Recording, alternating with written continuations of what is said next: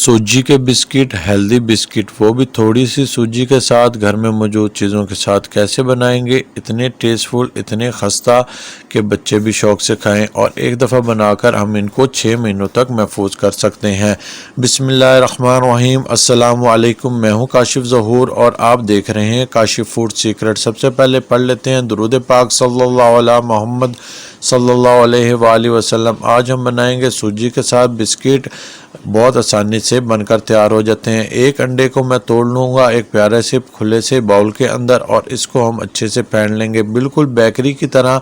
जिस तरह बेकरी के बिस्किट होते हैं उस तरह के हम बनाएंगे, इसलिए हम अंडे का इस्तेमाल कर रहे हैं। अंडे को मैंने अच्छे से फेंट लेना है। हाफ कप मैंने चीनी का लिया जिसे ब्लेंडर जार में डालकर मैंने बारीक पीस लिया है। इसको मैं शामिल कर दूंगा। आप अपनी मर्ज़ी से थोड़ी सी चीनी कम या ज़्यादा भी कर सकते हैं जितना आप मीठा पसंद करते हो, लेकिन इतनी क्वांटिटी जो है वो बिल्कुल परफेक्ट है। हम इसको भी अच्छे से फेंट लेंगे, अंडे में मिक्स कर लेंगे। देखिए ये अच्छे से फ्लफ़ी होगी। इस रेसिपी में ना हम तो पानी का इस्तेमाल कर रहे हैं ना ही दूध का, इसलिए आपने चीनी को अच्छे से फेंट लेना है।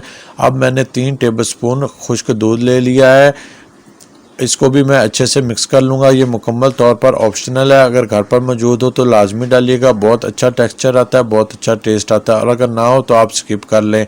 अब हम मेन इंग्रेडिएंट्स सूजी का इस्तेमाल करेंगे। सूजी शामिल कर देंगे। 1 कप भरकर मैंने सूजी शामिल कर लिया है। ये बारीक वाली सूजी है, कोशिश करें बारीक वाली सूजी हो और छान कर इस्तेमाल किया करें।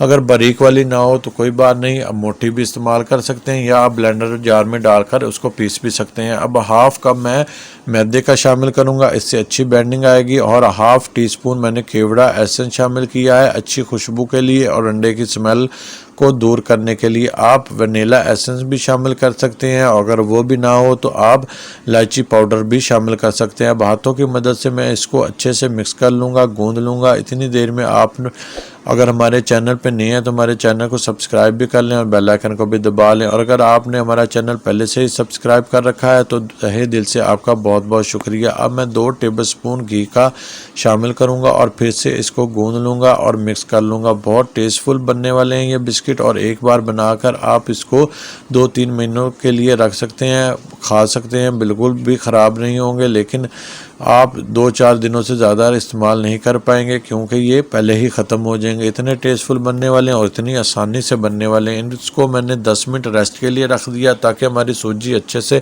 फूल जाए, अच्छे से राइज हो जाए। सूजी अच्छे से फूल गई, एक नींबू जितना हम पेड़ा बनाएंगे और इसको हम बिस्किट की शेप दे लेंगे। आप अपनी मनपसंद बिस्किट की शेप दे सकते हैं, जिस तरह की आपको दिल करे उस तरह की शेप दे लें। देखिए मैंने इसको बेल लिया, दबा लिया, ऊपर से छुरी से मैं इस तरीके से ऊपर कट लगा लूँगा और इस तरह की मैं शेप बना लूँगा। आप चकोर भी बना सकते हैं, किसी किस्म के भी आप ऊपर डिज़ाइन बना सकते हैं। मुझे ये डिज़ाइन अच्छा लग रहा है, मैं इसी तरीके से सारे बिस्किटों के डिज़ाइन बना लूँगा। बहुत हेल्थफुल ये बिस्किट होते हैं। मैदा तो आपको पता है डॉक्टर मना करते हैं, और सूजी हेल्थ के लिए अच्छी होती है।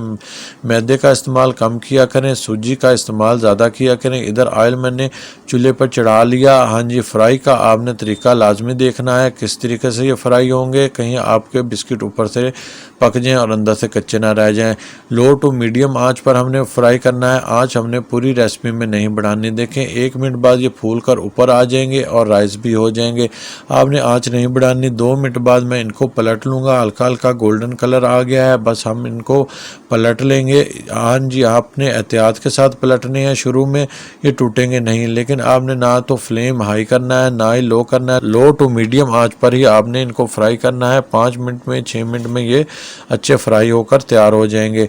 बहुत आसानी से फ्राई हो जाएंगे, बहुत आसानी से बनकर तैयार होंगे और इंशाल्लाह आपको पसंद भी बहुत आएंगे। देखें कितना प्यारा गोल्डन कलर आ गया है। बस आपने इसी पॉइंट पर इनको डिश आउट कर लेना है, ज़्यादा डार्क कलर नहीं लेके आना। आपने इनको एहतियात के साथ डिश आउट करना है और आपने परेशान नहीं होना कि ये नरम क्यों है। इस पॉइंट पर ये नरम ही होंगे, जिस तरह ही ये ठंडे होंगे साथ ही ये सख्त हो जाएंगे और खस्ता बनकर तैयार होंगे। आपने इनको फैला कर रख देना है ताकि ये अच्छे से ठंडे हो जाए। मैं सारे बिस्किट इसी तरीके से बनाकर डिश आउट कर लेता हूँ और आपको एक तोड़ कर भी दिखाता हूँ। अब ये ठंडे हो गए हैं, बिल्कुल खस्ता हो गए हैं। मैं आपको दिखाता हूँ ماشاءاللہ دیکھیں کتنے بہترین خستہ بن کر تیار ہوئے ہیں۔ آپ بھی اسی طریقے سے ان بسکٹوں کو بنائیے گا، آپ کے بھی بسکٹ انشاءاللہ بہت بہترین بن کر تیار ہوں گے۔